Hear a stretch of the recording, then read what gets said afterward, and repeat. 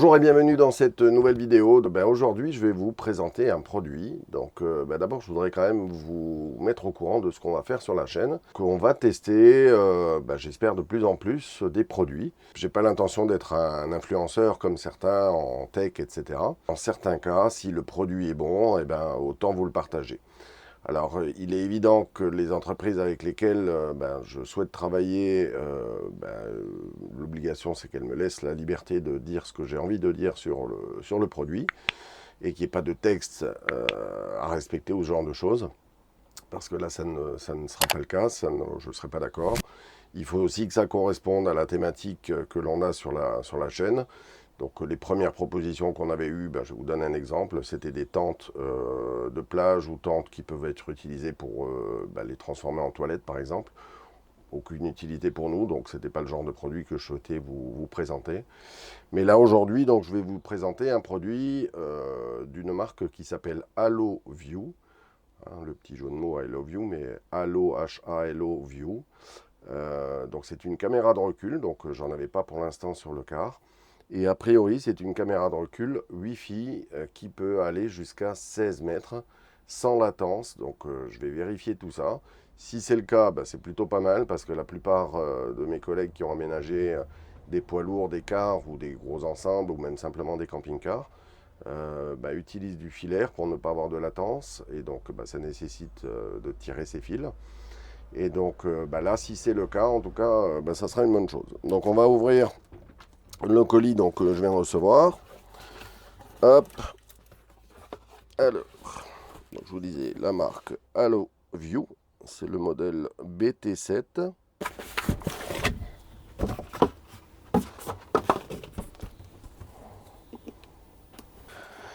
Alors, qu'est-ce qu'on a de beau dans cette boîte? Donc, les petites notices. On va vérifier si c'est en français. Là, pour l'instant, je vois que c'est en anglais. Donc, en tout cas, ça arrive bien emballé. Donc, ça, c'est plutôt cool. Donc, on a ici l'écran. Donc, c'est un 7 pouces. Voilà. C'est joli. On a les antennes.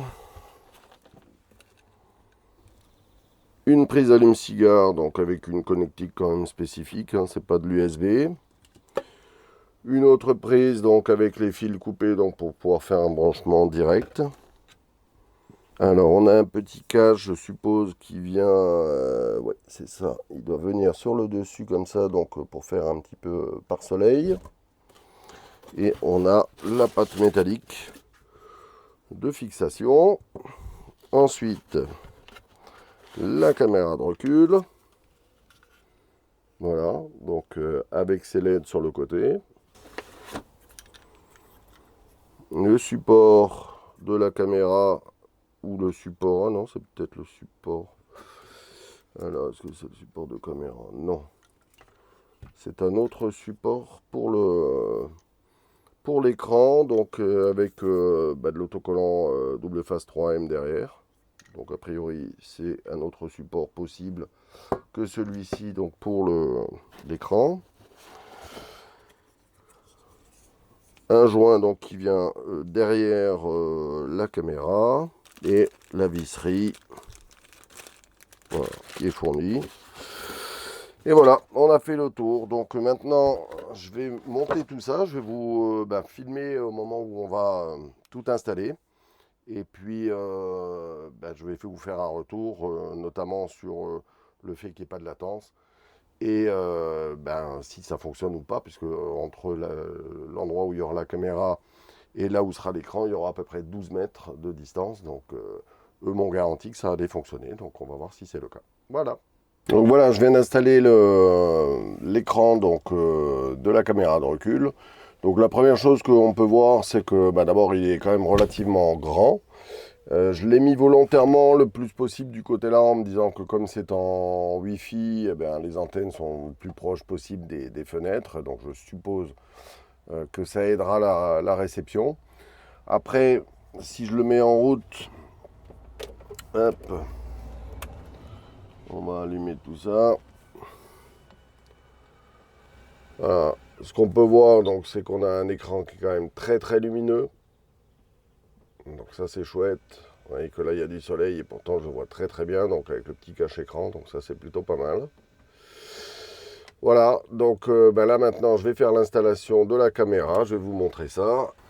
Donc on va faire l'essai donc de venir fixer la caméra, donc je vais venir déjà la brancher pour pouvoir voir à quel endroit je vais la positionner, parce que je ne sais pas si je viens la mettre ici donc sous la lunette arrière ou complètement en haut comme c'est le cas le plus souvent, voire éventuellement un petit peu sur le côté, parce que comme on est complètement en Wi-Fi, ben, je veux voir déjà si la réception est bonne. Et donc sur les câbles donc, de la caméra, on a 3 fils, donc bah, le rouge pour le plus, le noir bien sûr pour la masse, et le vert donc qui va faire office de contacteur pour les petites lampes LED. Donc je suis venu ouvrir le boîtier donc à l'arrière ici, sur laquelle j'étais déjà venu reprendre un plus permanent pour la prise donc, de la remorque. Et donc je sais que ben, je l'ai à cet endroit-là. Et je pense que le noir qui est ici doit être une masse, donc je vais le vérifier. Et ensuite donc faire des essais de positionnement de la caméra avant de venir la fixer de manière définitive. Voilà. Voilà, donc je viens de vérifier, donc j'ai bien mon plus permanent qui est ici. Le noir, je me doutais que c'était une masse, c'est effectivement bien une masse. Donc je suis venu percer simplement le coffret ici pour pouvoir faire passer mon fil. Je viens de dénuder tout ça. Hop, je vais mettre une petite cosse, donc ça sera pour la masse. Voilà.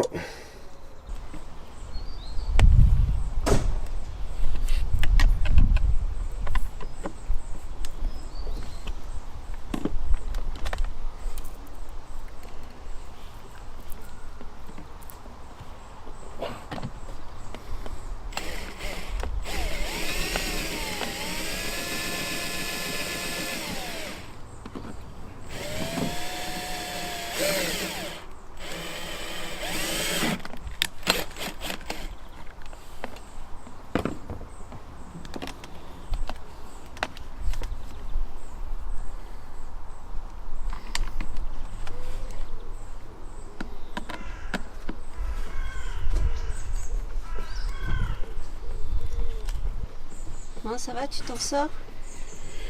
Ouais, j'ai chaud. Tu m'étonnes. Voilà, donc ben, j'ai fini l'installation de la caméra à l'arrière, donc les raccordements sont faits. Donc là, pour l'instant, j'ai fait passer le fil donc, par l'extérieur. Donc j'ai recouvert avec un scotch noir, donc si on prend un peu de recul, en fait, ça se voit pas trop, ça va. Je suis passé par le répétiteur du clignotant donc pour rentrer à l'intérieur pour que ça soit le chemin le plus court et en même temps que ça se voit pas trop.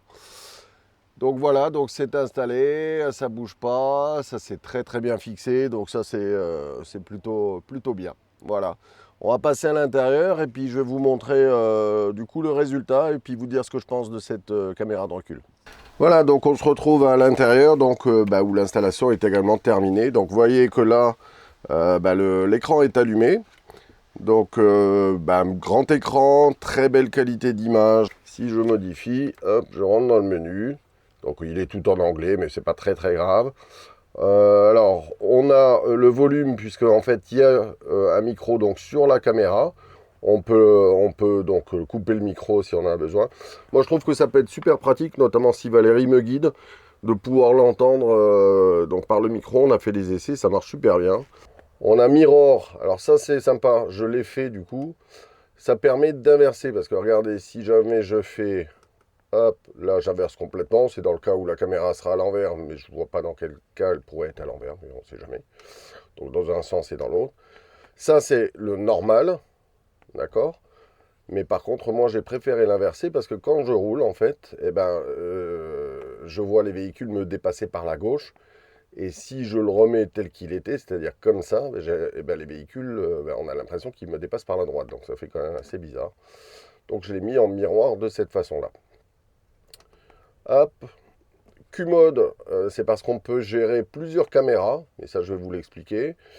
Settings, c'est en fait tout ce qu'il y a dans les paramètres. Et qu'on a ces bandes donc, qui permet de savoir dans quelle direction aller. Bon, moi j'en ai pas besoin, donc je les ai pas mises. Clac, off. Record, en fait on a une carte SD qui se met sur le dessus ici, donc qui va jusqu'à 256 Go, donc ça peut faire office de dashcam ou de caméra de surveillance, donc ça je trouve ça très très bien. Voilà, donc très belle résolution, quasiment pas de latence. Il peut y avoir un tout petit peu de saccade, mais c'est pas tout le temps. Je l'ai utilisé en roulant, donc franchement c'est super bien. Donc voilà ce qu'on peut dire au niveau de l'écran et de la qualité de la caméra, donc c'est vraiment génial. J'ai pas vraiment fait d'essai de nuit parce que là où on était, il y avait un éclairage à l'extérieur. Ce que je peux simplement dire, c'est que la notice donc, est en anglais, comme souvent. Alors c'est pas très très grave, hein, puisque aujourd'hui avec Google Translate, vous faites la traduction assez facilement. Mais par contre, vous voyez qu'il y a une erreur. La deuxième façon donc, de raccorder la caméra, on voit ici donc que les fils sont raccordés entre eux, c'est ce que j'ai fait. Et il est marqué en dessous, ici, que le fil rouge ainsi que le fil vert doivent être raccordés de 10 à 32 volts, donc à la source d'énergie. Et quand on branche le fil vert sur le plus de la batterie, enfin des batteries, en fait plus rien ne fonctionne, c'est-à-dire que les touches ici ne fonctionnent plus, il y a tout qui déconne. En fait ce fil vert ici, il ne sert pas à commander ce que je croyais au départ, les lampes, mais il sert dans le cas où on a plusieurs caméras pour pouvoir passer notamment d'une caméra à l'autre en actionnant simplement un commutateur. Donc franchement, c'est pas parce qu'on m'a offert cette caméra que je vais en dire du bien, mais une caméra qui fonctionne à 12 mètres de distance et qui peut aller encore plus loin, je crois qu'elle peut aller jusqu'à 18 mètres sans latence, c'est quand même super bien. La qualité est vraiment là. Ça a marché direct, l'appairage se fait directement, donc c'est vraiment super bien. C'est très très simple d'installation. On va continuer dans les prochaines vidéos à tester d'autres produits, j'en ai déjà reçu. Et à bientôt pour un prochain test produit. Allez, bonne journée, ciao.